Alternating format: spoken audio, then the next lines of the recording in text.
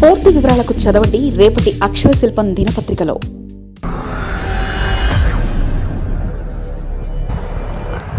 మళ్లీ అలా జరిగితేనే సీఎం, పాత ఫార్ములాని నమ్ముతున్న జగన్మోహన్ రెడ్డి.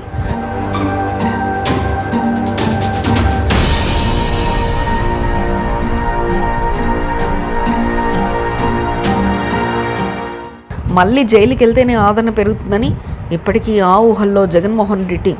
అదే జగన్ బలం. ఆ నమ్మకమే మళ్ళీ నిలబెడుతుందా?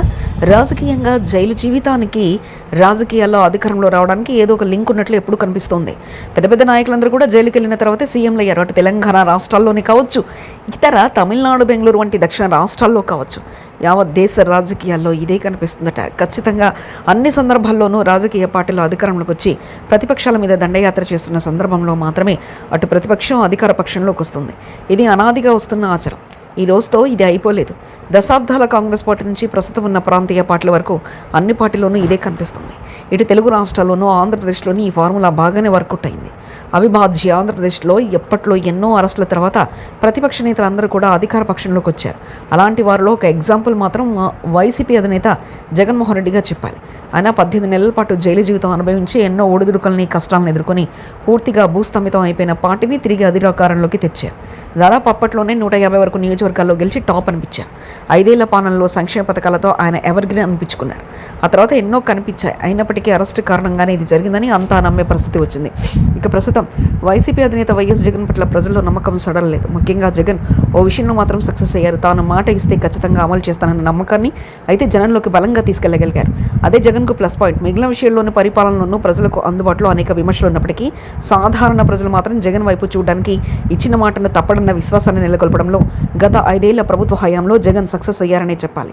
కూటమి ప్రభుత్వం ఏడాది పాలన చూసినప్పుడు జగన్ గురించి ఏపీలోని సాధారణ ప్రజలు ఎక్కువగా చర్చించుకోవడం మళ్లీ ప్రారంభమైంది. కూటమి ప్రభుత్వం ఏర్పాటై ఇచ్చిన హామీలు అమలు చేయకపోగా కేవలం రాజధాని అమరావతికి నిధులన్నీ చంద్రబాబు వెచ్చించారన్న అభిప్రాయం బలంగా ఉంది. ఋషికొండలో 500 కోట్ల రూపాయలతో నిర్మించిన భవనంపై యాగి చేసిన వారు ఇప్పుడు 1000 కోట్ల రూపాయలు ఖర్చు పెట్టి భవనాలను నిర్మించడంతో పాటు హెలికాప్టర్ను కొనుగోలు చేయడం వంటివి జనంలోకి వైసీపీ నేతలు సోషల్ మీడియా వేదికగా బాగా తీసుకెళ్తున్నారు. చంద్రబాబు తమ వర్గానికి ఏమీ చేయలేరని, జగన్ అయితే తమను పట్టించుకుంటున్నారన్న నమ్మకం పేద మధ్యతరగతి ప్రజల్లో బలంగా నాటుకుపోయింది. అదే జగన్కు వచ్చే ఎన్నికల్లో బలంగా మారనుంది. ఫీల్డ్ లెవెల్ నుంచి వస్తున్న ఫీడ్బ్యాక్ తమకు అనుకూలంగా వస్తుండడంతో జగన్ బిందాస్గా ఉన్నారని చెప్తున్నారు. అందుకే జనంలోకి వెళ్లేందుకు కూడా ఆయన పర్యటనలో వాయిదా వేసుకుంటున్నారని పార్టీ నేతలు చెప్తున్నారు. పార్టీ నేతలు ఎంతమంది వెళ్ళినా, ఎందరు అరెస్ట్ అయినా, చివరకు తనను అరెస్ట్ చేసినా అది పార్టీకి ప్రయోజనమే చేకూరుతుందని జగన్ భావిస్తున్నారు. అందుకే ఎప్పుడెప్పుడు నోటీసులు అందుతాయి, ఎప్పుడెప్పుడు తనను అరెస్ట్ చేస్తారన్న దానిపై జగన్ ఎదురు చూస్తున్నారని కూడా అంటున్నారు. జగన్ జైలు వెళ్లడానికి ఏమాత్రం భయపడడం లేదని, మానసికంగా సిద్ధమయ్యారని పేర్ని నాని వంటి వారు చెప్పడం ఇందుకేనని చెప్తున్నారు.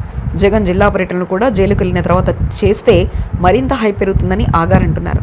తనకు సానుభూతి పెరగడమే కాకుండా జనం నుంచి మంచి రెస్పాన్స్ బాగా వస్తుందని భావిస్తున్నారు. అందుకే ఉగాది నుంచి జగన్ జిల్లాల పర్యటనలు వాయిదా వేసుకుంటూ వస్తున్నారని చెప్తున్నారు. మద్యం స్కామ్ కేసులో తనను ఖచ్చితంగా అరెస్ట్ చేస్తారని జగన్ భావిస్తున్నారని, జైలుకు వెళ్లి బెయిల్పై వచ్చిన తర్వాత అయితే తన జిల్లాల పర్యటనకు జనం పోటెత్తుతారని, క్యాడర్ కూడా కదిలి రావడమే కాకుండా నేతలు కూడా యాక్టివ్ అయి పార్టీకి వచ్చే ఎన్నికల్లో సానుకూల ఫలితాలు వస్తాయన్న అంచనాలు జగన్ ఉన్నారని అంటున్నారు. మొత్తం మీద జగన్ అంచనాలు ఇలా ఉన్నాయి.